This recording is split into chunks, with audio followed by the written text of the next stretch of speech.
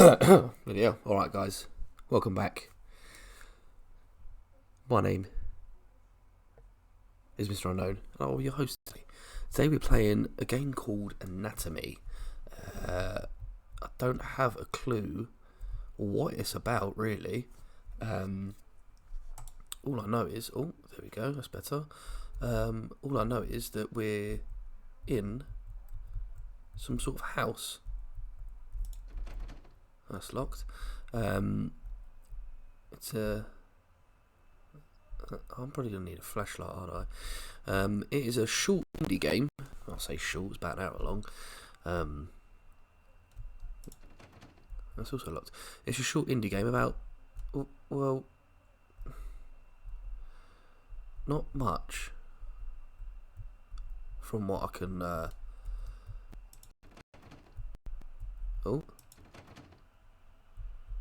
from what I can tell. Sorry, bear with me, I'm just getting over a bit of a cold as well. And yeah, here we are. This is. I hope you enjoyed Angel Engine last time out. That was a roller coaster of a ride. That game, that threw me off so many times. And now I'm in this game, which is probably gonna throw me off even more. So, going back downstairs. Did I try that? Yeah, I tried that one, didn't I? So, what's into that room? Can go in there. What's around here?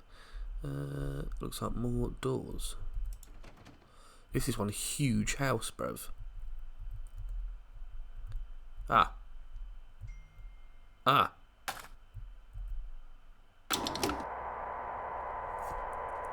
In the psychology of the modern civilized human being, it is difficult to overstate the significance of the house. Since as early as the Neolithic era, humankind has defined itself by its buildings. Buildings for worship, buildings for socializing, buildings for protection, even buildings for the commemoration of the dead. But of all the structures that mankind has invented for itself, there is little doubt that the house is that which it relies upon most completely for its continued survival. Okay. There is a tape in the dining room. Okay, well, I guess I've gathered the premise of the game. I'll go along and collect tapes to play in a tape recorder, a tape player. Okay. Now I just need to navigate the house. I take it. Well, the game is, from what that recording said, the game is based. Well, I won't say the game, but the premise of this sort of thing is the house and the significance of the house. Whoa, that made me jump, and I don't know why. I don't like this, man. It's so eerie. Oh, there's another tape. It's so like... Okay. Let me shut that door. It's so eerie and lonely. The house is one of the key elements So that loud. separates modern humanity from its more primitive antecedents. Okay. No other creature goes to such lengths to create lasting, permanent shelter for itself, nor regards such shelters with such reverence and import. Okay. Why do human beings of our modern age foster this tremendous sympathy toward their homes? There are many reasons, of course, but perhaps it is due in some small part to seeing them as a reflection of ourselves. Interesting. There is a tape in the downstairs bathroom, which is where? I don't really like this because it's just giving me no indication on anything.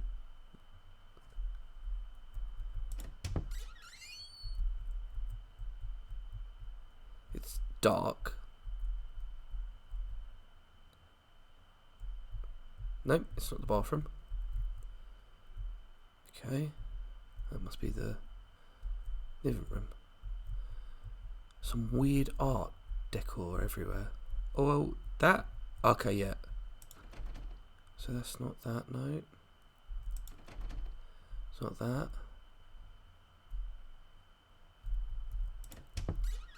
Can it be this one? looks to me it is correct. And let me just shut that door. Oh, yeah, I did shut it. So we're just going around collecting tapes, listening to some. I guess he's a philosopher, describing the significance of houses and what basically sets us apart from primitive ancestors to now, which is kind of cool. The anatomy of the house is such that this analogy is less superficial than at first it may seem. To carry it further, if we were to dissect a house as we might a human cadaver, we would find ourselves able to isolate and describe its various appendages and their functions in a decidedly anatomical fashion. There is even a fair number of direct comparisons to be drawn between those organs of a house and those of a human body. Right.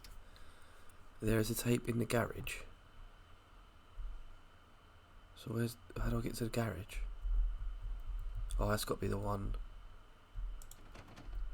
That's got to be the one by the front door then, isn't it?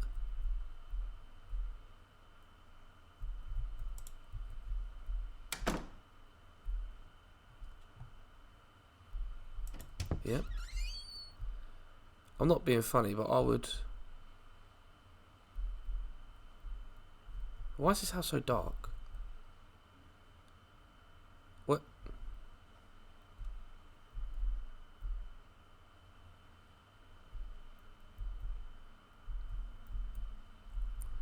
What's going on here? Oh, there we go. It's on the floor there. No. Okay. Okay, C is to crouch. It's very self-explanatory. Sorry, I keep sniffing. Just watching. Well, I've just started to watch the new Batman movie as well, or the newest one by Mark Reeves. It got a lot of stick, but I kind of like it because it's what I would imagine Batman being, quite dark, gothic, and anyway, let's jump back into this. For example, let us examine the living room. Often the dominant space of a house's ground level, as well as typically the center of activity in a well-populated home. Okay. The living room is very much the heart of the house. While a human heart circulates blood to oxygenate the body's extremities, the living room circulates people, activity, communication. Mm-hmm. It is the room most likely to be found beating, as active and vivacious as its name would imply. Yep. The comparison is only strengthened when we consider also that the living room is most commonly the room to contain the fireplace, making it additionally a locus of actual physical heat.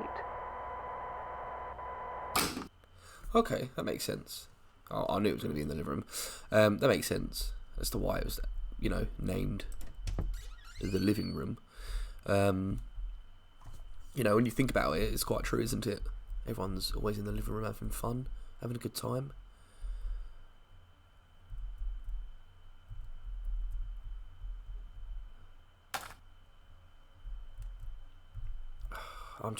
I know something's coming because this seems too easy. It's building up a lot of dread and a lot of fear in me, but more like isolation, and it's building on like suspenseful horror, which is happening to me right now. It is easy to think of the kitchen and dining room as the stomach or digestive system of a house, though this comparison is tenuous. By contrast, the function and analog of a bathroom should be immediately obvious. The hallways and corridors of a house are its veins, providing circulation coursing throughout its frame. A staircase bears more than a passing resemblance, both physically and symbolically, to a spine. The windows of a house serve much the same purpose as eyes, and anyone who has ever rounded a bend or long drive and come suddenly face to face with a tall, dark manor will tell you that it is difficult to shake the impression that the house, through its lightless windows, is a creature capable of vision and intelligence. There is a tape on the stairs. It's a weird painting. I like the way I like the way this guy speaks and articulates himself. He's very he's obviously a professor of something, but I wonder of what. What would be the professor of houses? What would you be studying? Sociology? I don't know.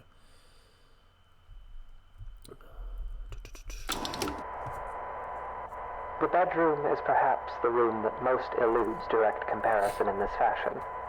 At a stretch, and allowing for a bit of poetic sympathy, it might be said that the bedroom is not unlike the human mind, or those parts of it which dictate thought and imagination. In the bedroom, dreams are dreamt, passions are ignited, epiphanies are experienced in cold sweat at early hours. In the bedroom is where people invariably spend the majority of their time, though comparatively little of it whilst conscious.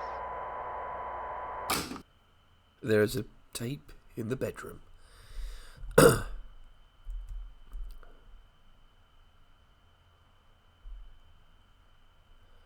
It's eerily quiet as well, and I like the VHS style graphics is cool. I like it. It's for a game that's, well, we're in 2026, you know. It's has a very vintage feel to it.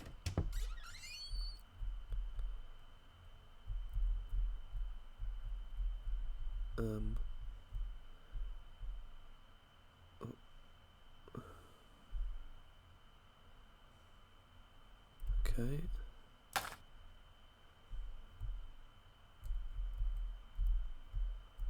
I haven't got a blimmin' clue what on earth is going on here. But I've got a feeling we're probably going to find out very soon. And I'm probably going to scream into the mic. I chose to pick a bit of a shorter game to play through this time, due to the running time of Angel Engine. It clocked in about an hour and 20 minutes, and I was just thinking, it's going to keep going on and going on and going on. And I really wanted to complete it to completion for everyone, but it was so difficult to manage everything that was going on, as well as the time as well of it, because I didn't want to keep everyone for too long. But I'm rabbiting. Let's continue with the house philosopher. And yet this analogy is an incomplete one, for obviously the mind is an exceedingly complex thing. If the bedroom represents the thinking, dreaming part of the brain, then it is the basement that represents those lower, unconscious parts. The basement is dark. It is buried. It is a place full of cobwebs where memories are stored. A poignant comparison, truly. Often the unnerving uncertainty that comes with considering the deeper aspects of the human psyche is not unlike gazing down at the swimming blackness pooled at the bottom of a basement stairwell. It is a place we spend our childhoods filling with monsters that will lay for years in patient silence.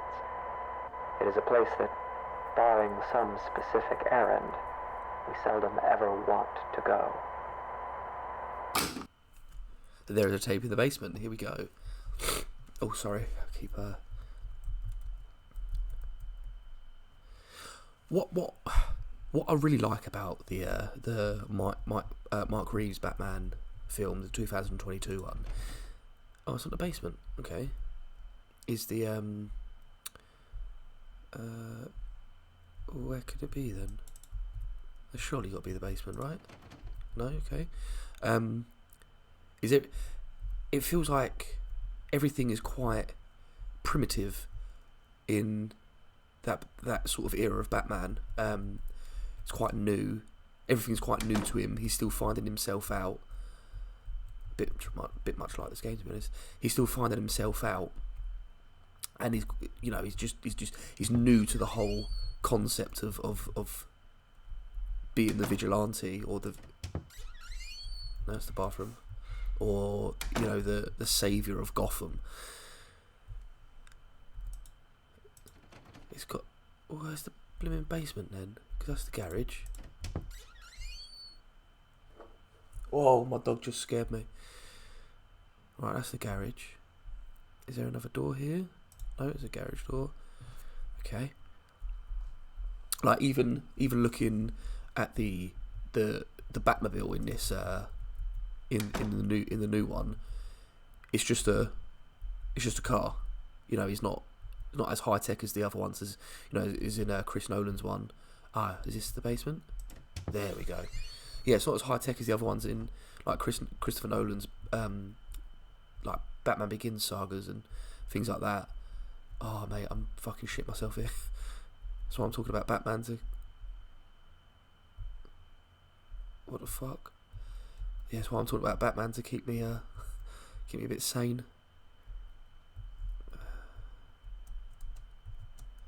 Okay, spacebar's to jump.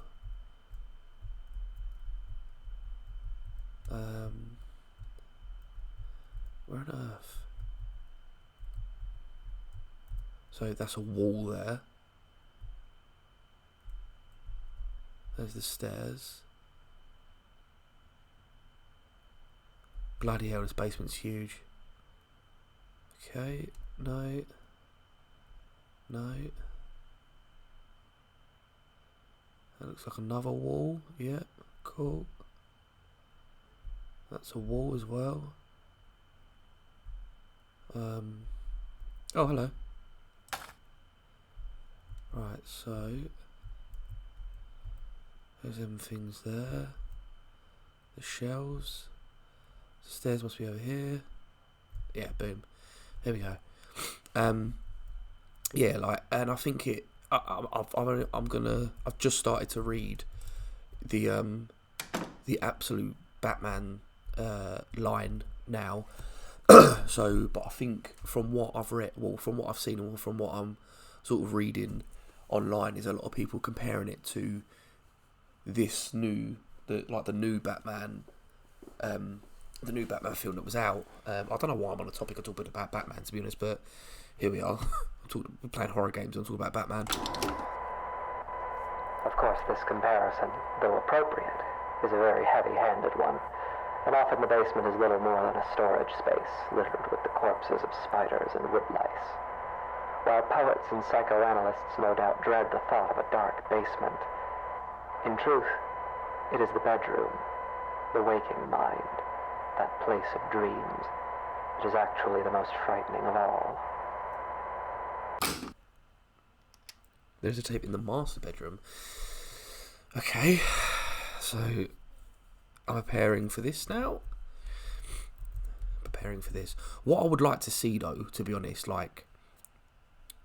is there's been a bit of a kickstart from DC at the moment. It's really good because a couple of years ago it was all about Marvel. Right, okay. Save what I'm going to say for in a minute because I feel like there's going to be a bit of a jump scare here. For fuck's sake.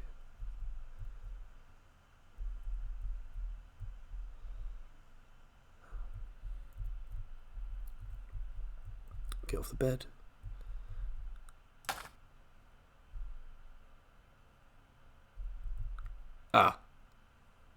So